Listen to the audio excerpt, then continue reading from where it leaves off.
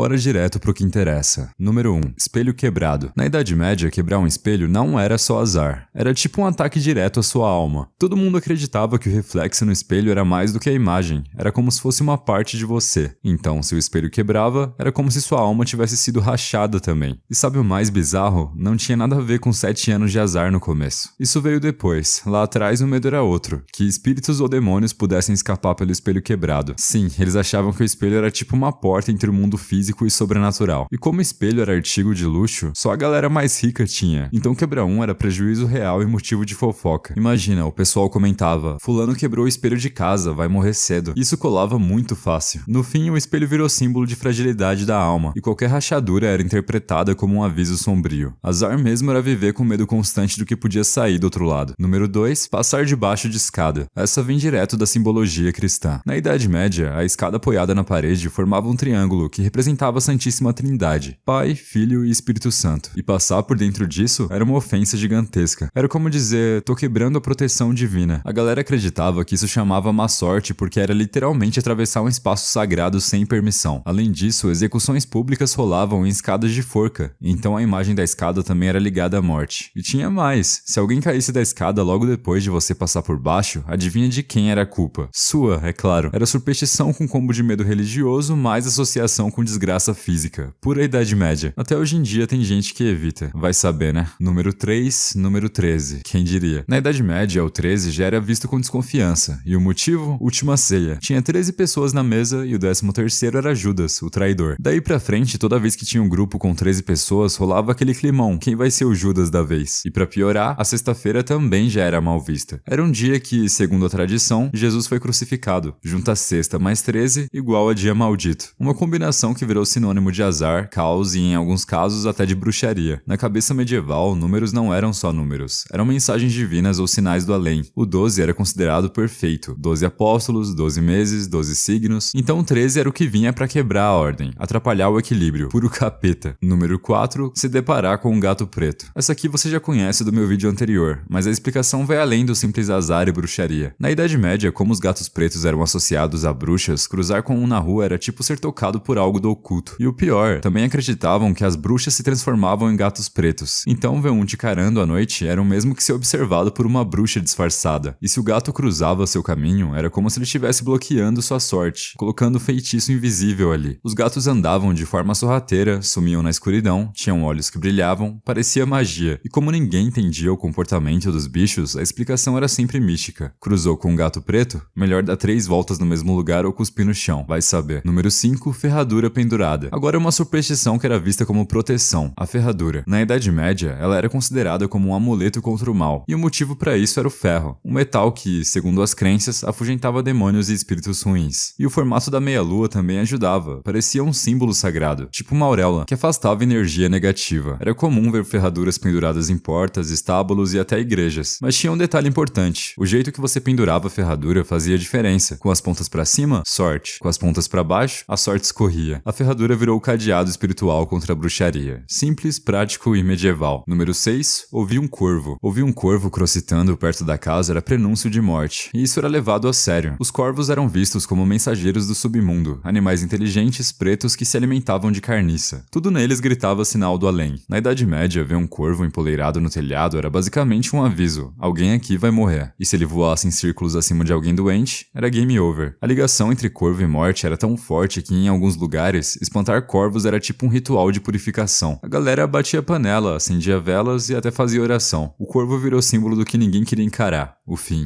Número 7. Espirrar. Hoje em dia, espirro é só espirro, mas na Idade Média era considerado um momento de risco espiritual. O pessoal acreditava que, quando você espirrava, sua alma saía do corpo por um segundo, e nesse tempo, um demônio podia entrar. Por isso surgiu o famoso Deus te abençoe depois que alguém espirra. Era literalmente uma proteção divina para impedir que o diabo ocupasse o espaço deixado pelo espirro. Tipo uma parede de defesa medieval. E tem mais: espirrar muito podia ser sinal de maldição ou feitiço lançado por alguém. Se a pessoa ficava doente depois, já rolava suspeita. Quem desejou isso? É uma superstição que parece boba, mas foi reforçada por séculos de medo e fé andando lado a lado. Número 8. Sonhar com dentes caindo. Na Idade Média, sonhar com dentes caindo era interpretado como presságio de morte na família. Literalmente, acreditavam que os dentes caindo representavam os entes queridos, e se eles estavam caindo, significava que alguém próximo também ia cair da vida. Como o povo da época levava os sonhos muito a sério, eram considerados mensagens divinas ou avisos do além, esse tipo de sonho causava pânico real. Muita gente acordava desesperada e já começava a preparar vela, oração, confissão. E o mais curioso, se você não contasse o sonho pra ninguém antes do nascer do sol, acreditavam que o destino podia ser revertido, mas se não guardasse o segredo, era como assinar o atestado de óbito de alguém. Número 9. Vassoura atrás da porta. Isso é uma coisa que as vós de hoje em dia ainda devem fazer, mas vem de lá de trás. Colocar uma vassoura atrás da porta era um costume medieval para expulsar visitas indesejadas. Ou pior, espíritos ruins que entravam com elas. A lógica era simbólica. A vassoura varria a energia ruim para fora. E como muitas visitas vinham carregadas de inveja, doença ou fofoca, o que era muito perigoso no mundo sem antibiótico nem terapia, a galera não arriscava. Ah, e tinha mais um detalhe. Se a visita cruzasse as pernas ou demorasse demais para ir embora, era sinal de que estava ali com más intenções. Enquanto isso, era vassoura atrás da porta, sal grosso escondido e oração rolando por dentro. Era uma situação passiva-agressiva medieval. Número 10. Mão coçando. Hoje em dia, dizem que é sinal de dinheiro, mas na Idade Média, mão coçando era suspeita de feitiço, especialmente se fosse a mão esquerda. Nessa época, acreditavam que quando a mão coçava sem motivo aparente, era porque alguém estava tentando te alcançar com magia à distância. Podia ser inveja, mal olhado ou até encantamento. A coceira era o sintoma físico de que algo espiritual estava tentando te afetar. E dependendo da religião, o lado da mão mudava o significado. A mão direita podia ser uma bênção chegando e a esquerda, sinal de alerta. Em alguns lugares até jogavam água benta ou esfregavam alho na mão para quebrar o efeito. Número 11. Espelho coberto durante tempestades. Na Idade Média, quando começava uma tempestade com raios e trovões, a primeira coisa que o povo fazia era cobrir os espelhos da casa. Isso porque acreditavam que o espelho podia atrair relâmpagos, ou pior, que os trovões podiam abrir portais através deles. Sim, de novo aquela ideia que o espelho era uma janela entre mundos. Durante tempestades, o véu entre o natural e o sobrenatural era mais fino, e o medo era que algo do outro lado o aproveitasse para atravessar. Espírito, demônio, alma penada, tinha de tudo nas teorias. Cobrir o espelho era tipo fechar a cortina do invisível. Segurança espiritual em tempos de blackout. Número 12. Pão virado para baixo na mesa. Pode parecer besteira, mas na Idade Média isso era sinal de desrespeito aos mortos. Deixar o pão virado com a casca para baixo na mesa era visto como um gesto sombrio, porque o pão era considerado sagrado, o corpo de Cristo na simbologia cristã. Virar o pão significava desequilibrar essa simbologia, e alguns acreditavam que aquilo chamava a fome, a miséria e até a morte para dentro de casa. Pior ainda se o pão não tivesse cortado antes da bênção, era como abrir caminho para forças negativas. Nas padarias, inclusive, havia o costume de reservar um pão virado de propósito só pro carrasco da cidade. Ninguém mais podia tocar. Então, deixar um pão virado em casa era tipo invocar a energia mais pesada possível. E isso é tudo pro vídeo de hoje. Eu vou fazer uns vídeos parecidos daqui pra frente, então se você quiser assistir, se inscreve aí pra nós. Valeu, tamo junto.